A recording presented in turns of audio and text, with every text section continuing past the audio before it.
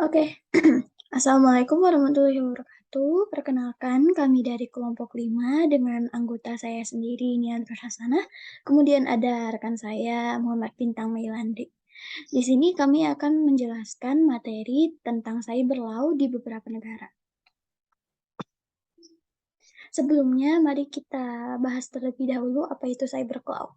Cyber law. Jadi, cyber law atau law of internet adalah hukum yang digunakan di dunia cyber atau dunia maya yang umumnya diasosiasikan untuk internet. Jadi, secara singkat, cyber law ini adalah hukumnya internet gitu. Jonathan Wassenaar juga telah membagi ruang lingkup cyber law dalam beberapa hal. Di antaranya ada copyright dan trademark, defamation atau pencemaran nama baik, hate speech atau penistaan, penghinaan, dan fitnah, hacking, virus, illegal access atau penyerangan terhadap komputer lain, regulation internet research atau pengaturan sumber daya internet, privacy atau kenyamanan pribadi dan duty care atau kehati-hatian, criminal liability atau kejahatan menggunakan IT, procedural isu seperti pembuktian, penyelidikan, dan lain-lain, electronic contract atau transaksi elektronik, pornografi, robbery atau pencurian lewat internet, consumer protection atau pelindungan konsumen, serta e-commerce dan e-government. Nah, di sini kami akan membahas sebanyak 5 negara cyber law tentang cyber law 5 negara. Di antaranya ada Singapura, Amerika, China, India, dan Malaysia. Yang pertama ada cyber law di Singapura.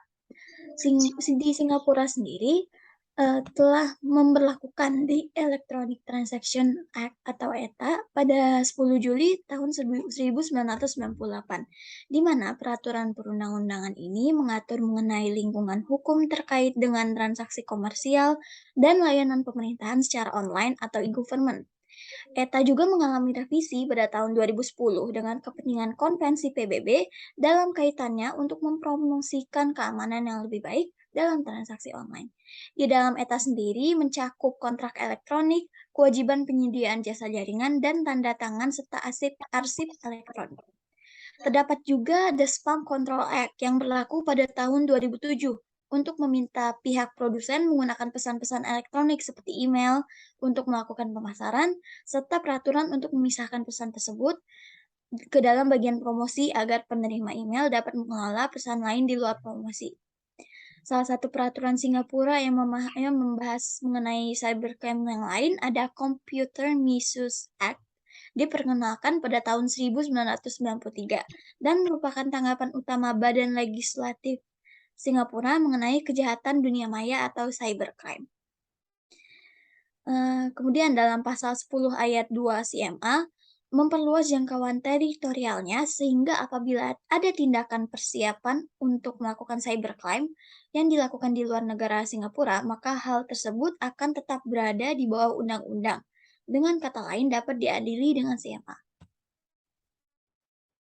Kemudian ada cyber law di Amerika.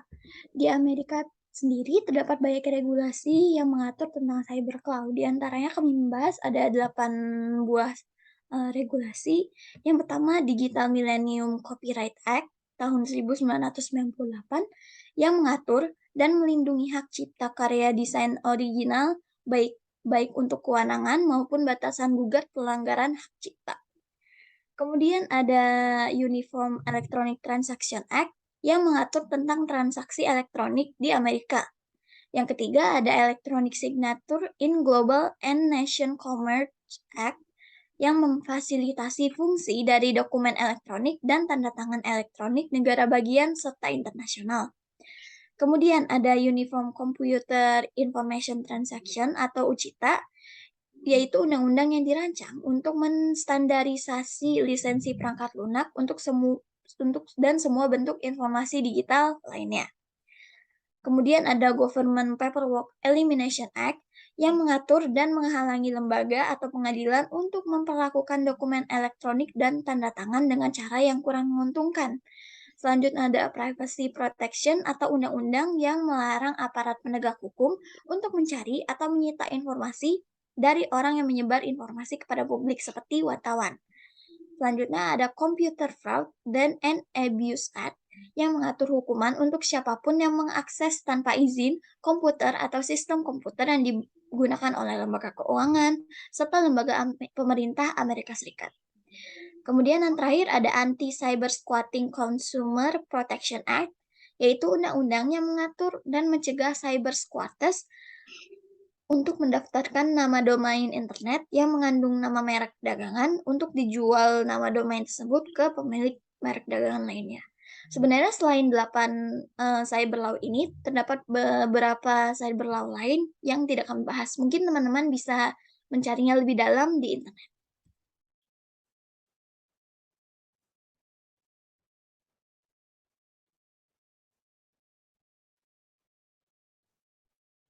Selanjutnya ada cyber law di negara Cina yang akan disebarkan oleh Bintang.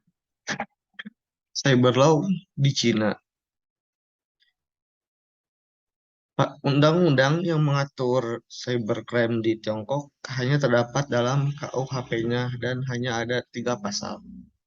Pasal pertama terdapat pada pasal 285, barang siapa yang melanggar peraturan negara dan mengganggu sistem komputer dalam informasi mengenai urusan negara atau fasilitas pertahanan dan ilmu pengetahuan dan teknologi canggih dihukum hukuman penjara tetap tidak lebih dari 3 tahun atau hukuman penjara yang telah ditentukan secara pasal tetap. Pasal yang kedua, pasal 286, barang siapa yang melanggar peraturan negara dan menghapus, mengubah, menambah, dan mencampuri sistem informasi komputer, menyebabkan operasi sistem yang tidak normal dan konsekuensi yang besar, dihukum tidak lebih dari 5 tahun penjara tetap atau penahan pidana. Jika konsekuensinya sangat serius, hukumannya tidak lebih dari 5 tahun penjara atau hukuman penjara yang telah ditentukan secara tetap. Pasal berikutnya yang terakhir yaitu pasal 287, barang siapa menggunakan komputer untuk penipuan uang, pencurian, korupsi, penyalahgunaan dana publik, mencuri rahasia negara atau perbuatan pidana lain didakwa dan dihukum sesuai dengan peraturan yang relevan.